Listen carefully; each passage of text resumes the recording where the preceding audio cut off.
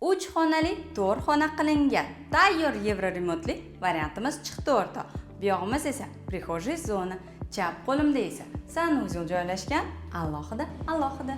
Sanuzelni yonida esa birinchi xonamiz детский spalni joylashgan. Bu eshigimizning orqasida esa roditorskiy spalni. Endi esa asosiy xonamizga marhamat. Katta keng zal xonamizga 3 xona 4 xona qilingan 3-etaj 4 etajli g'ishli uyimizda. Manzilimiz esa Yunusobod 4-kvartal. Orientir Belur to'yxonaning orqasida.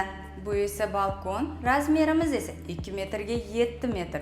Umumiy maydonimiz esa 78 kvadrat. Oshxonamiz esa balkonga chiqarilganiga, kaliti esa bir kunda beriladi. Oshxonaning o'rni esa yana bitta xona qilingan.